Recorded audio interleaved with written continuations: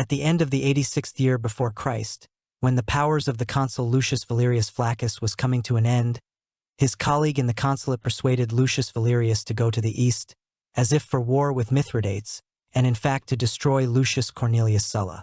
Flaccus willingly took up this cause, but as a man inexperienced in military affairs, began to look for an assistant, a former military. Flaccus volunteered to help Gaius Fimbria, who had considerable military experience. He was appointed legate of the army of consul Flaccus. But since the greatness of Flaccus required of him that the last word in the command of the army remained for him, the consul from the very beginning made a number of mistakes. First, he sent some of his fleet forward. As a result, one of the squadrons was sunk by Mithridates' ships. Part of the army sent to Thessaly in a break from the main forces went to the side of Sulla. This contributed greatly to the greed of Flaccus, who cut the remuneration of soldiers to a minimum and his cruelty in punishment of guilty soldiers. As a result, the soldiers quickly hated their commander. In addition, among the soldiers spread a rumor that Lucius Valerius Flaccus wanted to conclude a treaty with Mithridates for war with Sulla, and this did not give his soldiers any prey, only danger. The army was on the verge of revolt when the consul made another mistake. Having reached Haukedon, under which the Romans set up their camp, Flaccus quarreled with the favorite legionnaires Gaius Fimbria, removed him from office, and in his place put a certain firma, to which the legionnaires treated indifferently. As a result, it was worth Flaccus to depart for a while in the city of Chalcedon, as the revolted legionaries came to Gaius Fimbria and demanded action from him. Gaius Fimbria went to meet the wishes of the legionaries. The first thing he did was to remove Firmus from command of the army. This was reported to the consul. Angry Flaccus came to the camp and then realized that the rebellion is directed against him personally. He was frightened and fled to Chalcedon, crossing the wall of the city at night. Here he did not stay long. From Chalcedon fled to Nicomedia, demanding from the locals to lock the city gates and not let anyone in. However, Gaius Fimbria surrounded the city that Flaccus could not escape from it, entered Nicomedia and began to search for Flaccus. Lucius Valerius was found in some well where he was hiding, dragged him out of there. Gaius Fimbria personally cut off the consul's head. The head of Lucius Valerius Flaccus was thrown into the sea. The body was thrown without burial. Having liquidated with Lucius Valerius Flaccus, legate Gaius Fimbria has led an army of the killed consul in Asia Minor to plunder possessions of Tsar Mithridates. Legionaries wanted the booty, Gaius Fimbria too, and there was plenty to take in Asia Minor.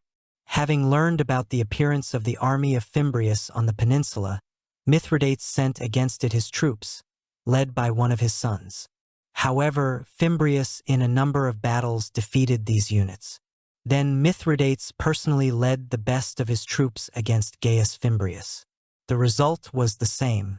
Mithridates was defeated and fled to Pergamum. Gaius Fimbria headed for Pergamum. Mithridates went to Pitana. Fimbria, who by then had well cleaned Pergamum and its treasuries, followed him. Pitana was surrounded, and the Romans began to build a rampart around the city. In order not to be captured, Mithridates fled from Pitana to Mytilene by ship.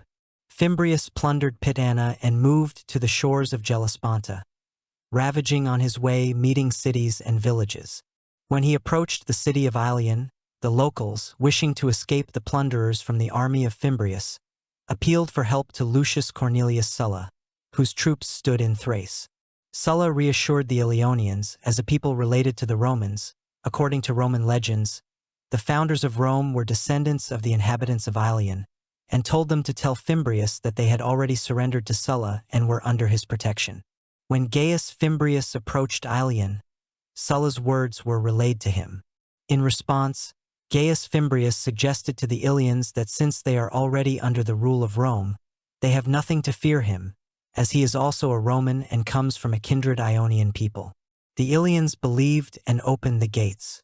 And then Gaius Fimbria gave a command to his soldiers to kill all citizens of Ilion, and from the city to leave no stone unturned. The citizens of Ilion were slaughtered, every last one of them. Those who had taken refuge in the temple of Athena were burned with the temple. Those who traveled as ambassadors to Sulla were tortured. The houses and walls of the city were destroyed. Gaius Fimbria personally traveled around Ilion to make sure that in the city there was not a single whole building and not a single living inhabitant. When Sulla, who by then had made peace with Mithridates, learned how Gaius Fimbria did with Ilion, he crossed into Asia Minor and set up his camp near the Camp Fimbrius. Sulla then offered Fimbrius to hand over to him the army he was commanding illegally. Fimbrius responded by saying that Sulla was also commanding the army illegally. These words were enough for Sulla to surround Fimbrius' camp with a moat. When this happened, many of Fimbrius' warriors began to flee to Sulla.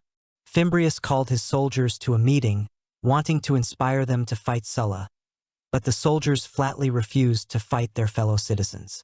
Then Fimbrius tried to bribe some of the commanders and soldiers and reassembled the army, so that the soldiers swore an oath of allegiance to him, but all refused.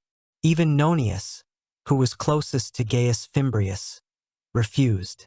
Gaius Fimbria tried to send an assassin to Sulla, hired one of the slaves. But he was caught, which caused such fury among the legionaries of Sulla that they surrounded the Camp Fimbrius not just a moat, but also fortifications. Fimbrius offered Sulla negotiations. Sulla did not show up for them, sending Rutilius instead, which offended Fimbrius and made him realize that he was not considered a serious opponent. Rutilius said that if Fimbrius left the army and sailed to Italy, he would be released. After this, Gaius Fimbria opted for suicide. Sulla did not need him in Italy after the murder of Lucius Valerius Flaccus, a representative of the party hostile to Sulla.